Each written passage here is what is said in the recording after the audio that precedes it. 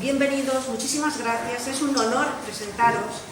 Quiero decir que tengo en común alguna cosa con ellos, como por ejemplo haber estudiado en la misma facultad, historia en Oviedo, y luego hemos compartido también otras cosas en común con el patrimonio de este pueblo de Cacabelos.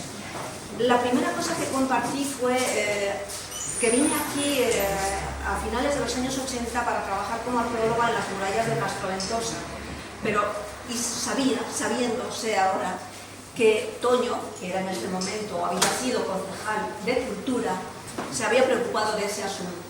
O sea que eso en común. Y luego más tarde, ya a finales de los 90, principios de los años 2000, montamos un patronato para la defensa del patrimonio de Cacabelos, Doña María del Mar, que es doña, porque es una categoría de contacto con ella, ¿verdad, Marimar? Toño, Vito y otras personas más de Cacabelos. He tenido el gusto de poder compartir unos años muy interesantes y muy buenos para la defensa del patrimonio y para el nacimiento y resurgimiento de una pequeña colección que era fruto de muchos años de trabajo de gente aficionada a la arqueología y al arte, en definitiva, y que formaron una pequeña colección museográfica y que luego se consolidó en este edificio en el que ahora estamos. Entonces, eso es lo que tengo en común y también que en este momento de mi vida dije sí hace 3 años o casi 4 a un proyecto político en el que no pensaba estar, pero aparecí y soy concejala de Cultura. Así que... Si tuviera que decir algo, alguna mentira, no vendría, ¿no? Y sobre todo con Toño, tampoco me lo iba a permitir, ¿no? Y sí que puede parecer que alguna cosa puedo exagerar, pero yo creo que no. Bueno, pues dejando esos momentos como este, que también es uno de esos importantes en la vida, porque siempre presentar un libro, y sobre todo un libro que ya veremos que a mí me parece extraordinario, de lo mejor que se ha hecho en la provincia de León en muchos años, y ya hablaremos y sobre todo hablaré. Pero bueno, decir desde el punto de vista ya intelectual de Toño que bueno, es un todoterreno, porque supongo que prácticamente todos los que estamos aquí recordaremos que durante, no sé si casi 20 años, fue columnista del Diario de León, antes lo había sido de muchos años, durante muchos años también de la Crónica de León, solamente en el Diario de León fueron más de 1000 columnas las que es autor, y sobre todo esa capacidad y estar ahí durante tanto tiempo como la espada de Damocles ahí encima, tener que escribir, y eso lo hemos compartido, hemos vivido, porque a veces sí hay temas para escribir, por la actualidad política de este país, de este viejo nuestro, pero realmente 1000 artículos son 1000 semanas, eso, bueno, algo impresionante. No solo en ese campo, que yo creo que ha sido, bueno, para él también muy positivo en cuanto a insólito. En el panorama literario español no hay en toda España un libro que alcance toda una temática como esta, que se haya tratado como fue con toda España, ni una provincia, y después es sorprendente, no solo insólito, sino también él dice, aparte de insólito, no solo voy a preguntar a él, pero inédito, ¿no? Que más o menos son no lo mismo, pero son dos adjetivos que lo sitúan ya en algo que le dan y le marcan como un carácter excepcional. Es único también por la calidad que tiene. Yo creo que en estos últimos, bueno, de verdad, igual no sé si exageraré, se publican muchos libros en el Bierzo, algunos realmente podrían no haberse publicado y no pasaría nada, y después hay otros libros muy buenos.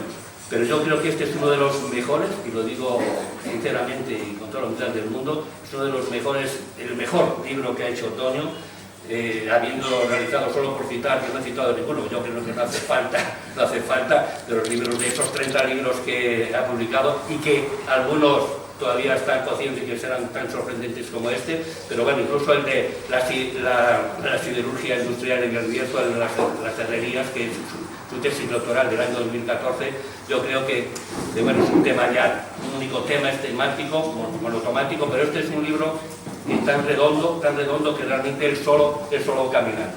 Así que, me perdona por extender un poco más, pero gracias porque es un regalo para el enano, este verano caluroso, pues realmente esto no quema las manos, sino que vais a tenerlo, no lo vais a poder, os lo digo, de verdad, a mí me ha pasado, no lo he podido cerrar, porque te va llevando muy bien, está escrito como muy bien, con lo cual es para disfrutar. Así que gracias, Tony.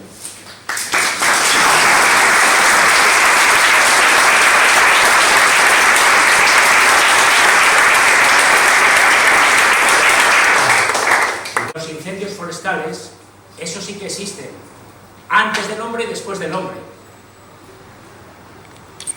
Algunos se besan, claro, con los datos tan impactantes, dicen, han ardido 200 y pico mil hectáreas, pero la gente es frágil en su memoria.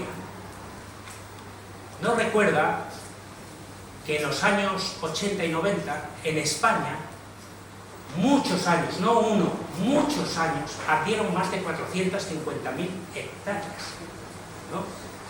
Y que por tanto los incendios, igual después hablo de ello, lo cual no quiere decir que me parezca algo sin importancia, no, me parece importantísimo. Pero no olvidéis que en estos 50 últimos años, por ejemplo en León, ha habido 20.000 incendios forestales, 20.000 incendios forestales, que el número de incendios forestales con más de 500 hectáreas ardidas son incontables, ¿no? Es decir, no es un hecho novedoso, pero hay que tenerlo en cuenta, como es lógico. La segunda cuestión, ya la ha dicho Tito, pero yo quiero recalcarla con algún dato. Me parece un libro novedoso. ¿Y por qué puedo decir esto? Pues lo digo por la siguiente razón. Yo he cogido repertorios bibliográficos para intentar encontrar bibliografía, ¿no? Calculo que entre libros y artículos habré visto como unos 3.000 o más. Y no he visto ningún libro, he visto un libro dedicado a un incendio, al incendio que se produce en Valladolid en el siglo XV, que va a dar lugar a la Plaza Mayor que ahora tiene. Y algunos artículos, es verdad, por ejemplo, de una chica también vallisoletana, miro a Luis, que está ahí enfrente, que escribió varios artículos sobre los incendios de Medina del Campo, ¿no? Una villa que sufrió en el siglo XV unos incendios terribles y que en el siglo XVI iba a sufrir el peor de los incendios en la Guerra de las Comunidades, ¿no? Un incendio tan horroroso que aquellos que tenían alguna duda de apoyar a las comunidades se les quitó la duda, porque ese incendio lo provocaron las tropas reales cuando iban a buscar pólvora en ese lugar donde estaba una maestranza, por así decirlo, de la época.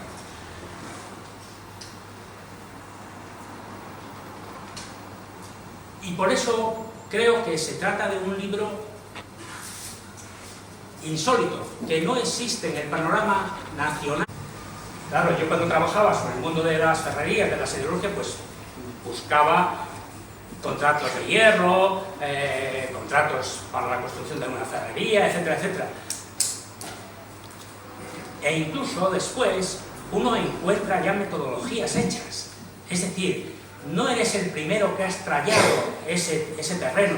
Ya hay gente que ha hecho trabajos y que se ha planteado cómo todo ese cúmulo de datos darle forma. Aquí no ha ocurrido nada de eso. Aquí ha funcionado de otra manera diferente. Es verdad que yo escribí este libro en un año y poco, el año de la pandemia. Este es el libro de la pandemia, ¿no? Aburrido en casa, digo, pues me voy a poner a escribir un artículo, que luego se convirtió en esto. Que pasa también lo mismo cuando me pongo a hablar, que igual no acabo, ¿no? Así que ya sabéis. Pues, ¿cuándo empezó este libro? Yo es que no lo recuerdo. No recuerdo cuándo fue la primera vez que hice una ficha sobre un incendio. Quizás leyendo un libro, quizás leyendo un documento, Y días después, años después, hice otra ficha, y otra ficha, y otra ficha.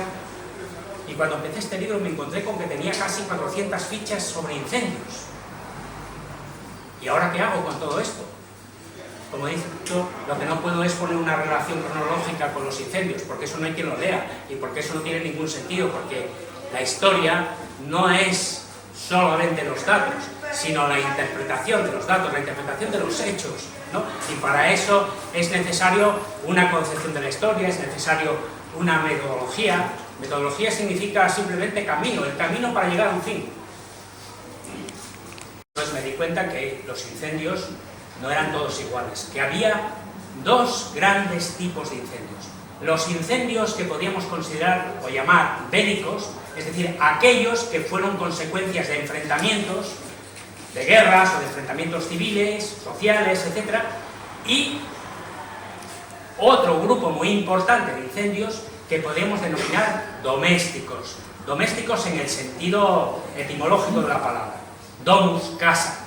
Es decir, lo que tiene que ver con la casa, con el pueblo, con el trabajo o con el bosque. Porque algunos piensan, cuando se incendia un bosque, que estamos en la selva. No. En España no hay selvas. En España hay bosques domesticados. Casi diría que no existe ningún bosque que no sea consecuencia de una repoblación. Ya veremos si llegamos ahí. Pero bueno, ahí queda eso. ¿Por qué se propagan los incendios? ¿Por qué se propagan los incendios? Y en segundo lugar, un epílogo, por así decirlo, un último capítulo, que es ¿cómo se lucha contra los incendios?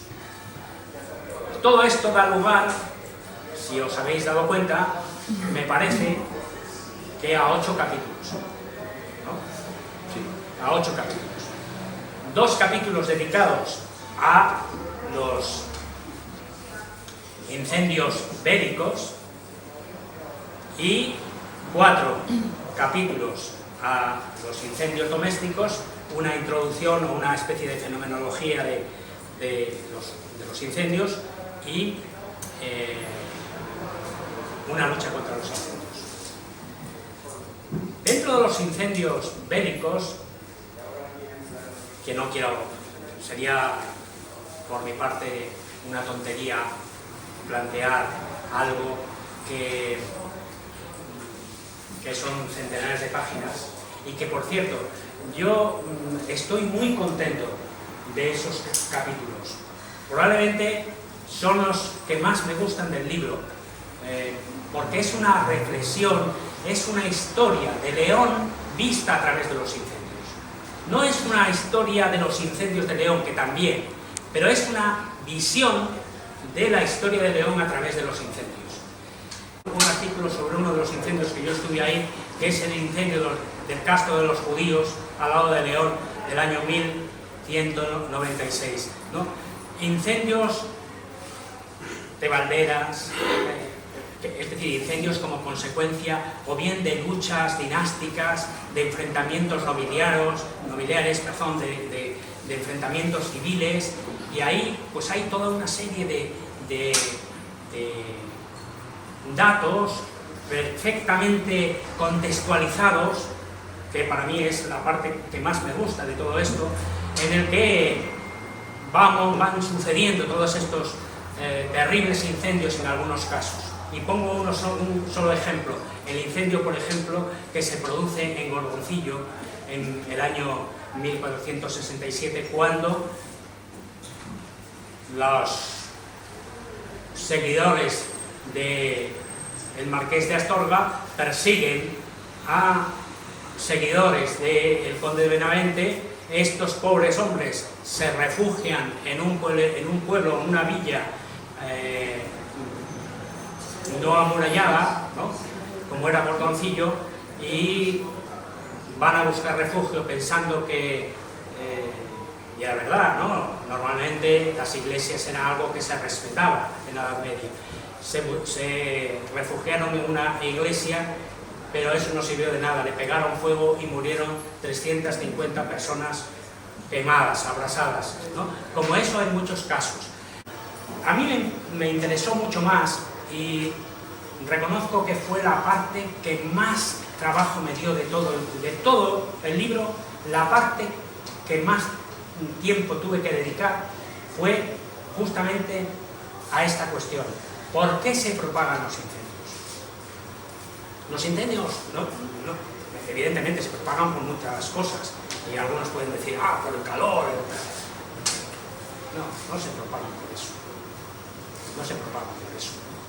También se propagan por eso, evidentemente, pero no es la causa fundamental. Cuando consigo tener una estadística suficiente en el siglo XIX y XX sobre los incendios de pueblos, cuando uno analiza eso, repito, de forma estadística, ¿cuál es la conclusión? Que los incendios se producen no donde hay calor, no en tierra de campos, allí no hay ningún incendio. Allí los incendios de pueblos, hay incendios de casas, evidentemente, pero no hay incendios de pueblos. Ni el 2,5% de los incendios que yo, de los 122 incendios que yo relaciono en el siglo XIX y XX, solo el 2,5%. ¿Dónde están los incendios? ¿Dónde se producen? Perdón, no los incendios. La propagación de los incendios que arrasan con pueblos. En el Bierzo. El 40% de los incendios se producen en el Bierzo. Y no en el Bierzo Bajo. Aquí no hay incendios en Cacabelos. Los incendios se producen en Ancares, en Fornela, en el Valle de Costa. El 30% se producen en las zonas de montaña de León. Y un porcentaje, en torno al 20%, se producen en los partidos judiciales de La Bañeza y de Astorga, pero no en la zona de La Bañeza y Astorga. Esos partidos judiciales son montañosos, no tienen nada que ver con La Bañeza ni con Astorga, tienen que ver con la Cabrera, claro, tienen que ver con la Cabrera, con la zona del Duerma, etc. Todas esas zonas de montaña es donde se producen. ¿Y por qué? Pues por el poblamiento, el tipo de poblamiento. Estudiar el poblamiento en una provincia donde no existe ningún trabajo general, existen muchos artículos, pero no ningún trabajo que aborde esto. Pues yo ahí en 50 páginas o 60 páginas, con muchos datos estadísticos, cuadros, etc., hago un estudio del poblamiento leonés, porque es el poblamiento lo que explica incluso en ciudades como León, que es el único lugar que he podido estudiar de una manera mucho más particularizada en el tema de las casas. No hay incendios grandes, pero hay muchos incendios de casas.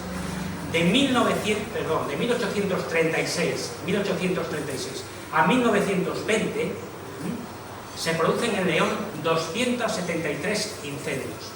Pero eso no es más que la punta del iceberg, porque esos incendios que yo he podido computar se debe a que pertenecen, digamos, o están en los listados de una sociedad que se crea en el año 1833, que se llama la Sociedad de Seguros Mutuos de Incendios de Casas de León. Lo cual quiere decir que solamente son los incendios a los que tuvieron que pagar esa sociedad por haber ardido. Probablemente eran mucho más, del doble o del triple. Es decir, ¿y por qué se producen incendios de León? Claro, porque la imagen que tenemos de León, ciudad habita, si hasta finales del siglo XIX, León era una ciudad en la que las calles eran estrechas, apenas había agua, ¿no? Todo el sistema de alcantarillado se crea entre 1870 y tantos y finales del siglo. La caída de aguas a León no se produce hasta 1929, ¿no? Y lo que hoy vemos como calles, calle ancha, dice, ¿qué ancha es? Claro, porque tiraron la mitad de los edificios, es decir, porque el ayuntamiento entonces empezó a planificar, empieza la planificación y empieza a comprar esas casas, bueno, comprar, sí, veo que pagarlas, evidentemente, y todo aquello que no estaba en la línea que ellos habían programado se tiraba. Bueno, lo que va a ocurrir es lo que ocurrió en Valladolid con la Plaza Mayor, lo que ocurre en Medina del Campo, lo que ocurre con la Plaza Mayor de Madrid, lo que ocurre con la Plaza del Zoco de Ver en Toledo, con montones de plazas. La mayor parte de las plazas españolas barrocas se construyen quemándolas, quemando el barrio. Claro, ¿y por qué queman ese barrio? Entre otras muchas razones, aparte de la competencia que había entre la Plaza de la Regla, la que está al lado de la catedral, pero que era del Cabildo, y por tanto todo lo que se hacía allí pagaba el Cabildo, los mercados, los toros, etc. León, en el siglo XVII, había llegado a una decadencia enorme.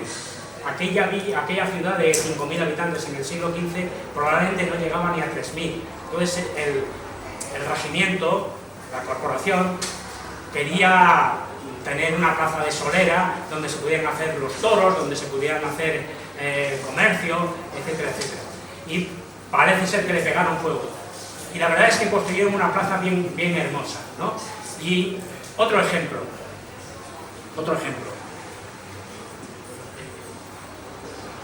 En el año 1886 llegaba a Astorga un nuevo obispo, el obispo Grau Vallespinós, ¿no?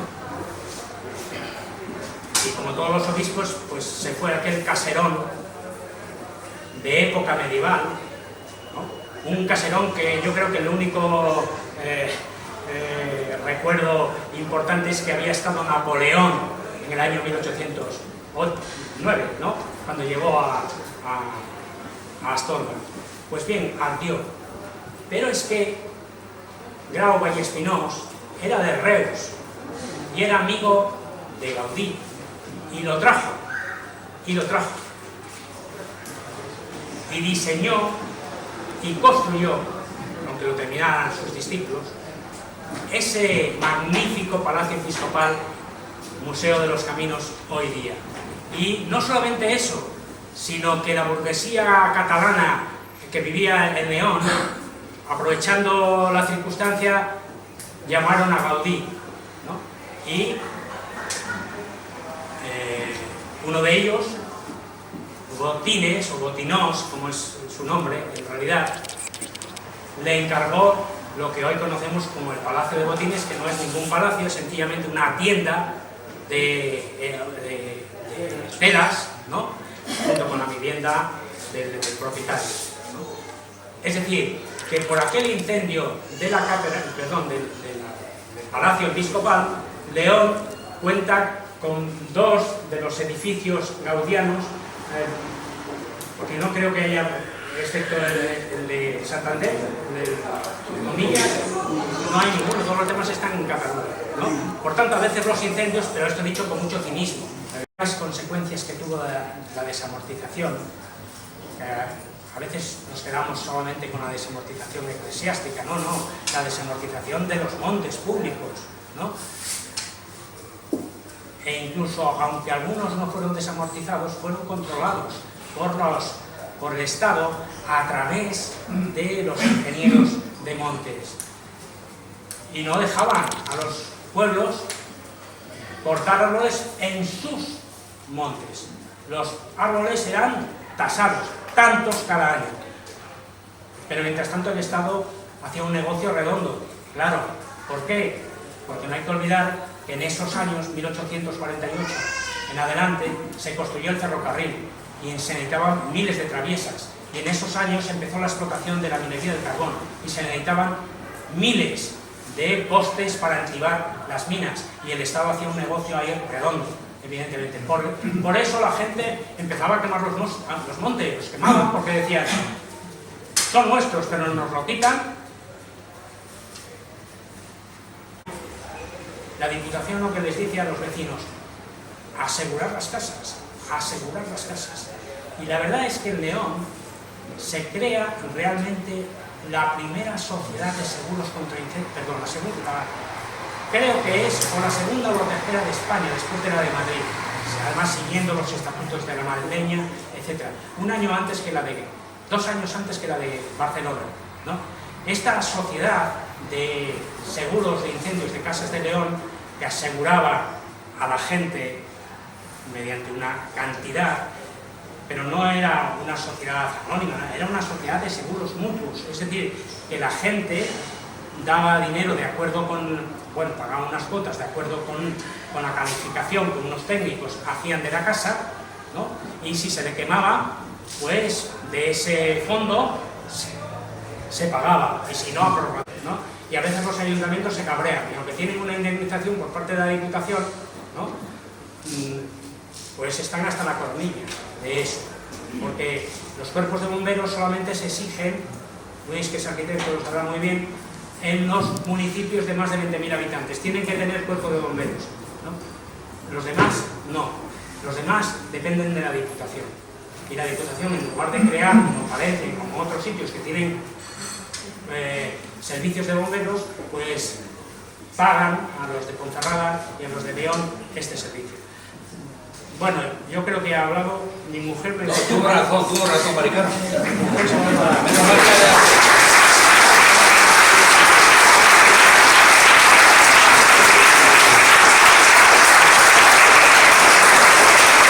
Quiera volver a editar este libro con nuevas aportaciones y nuevas críticas.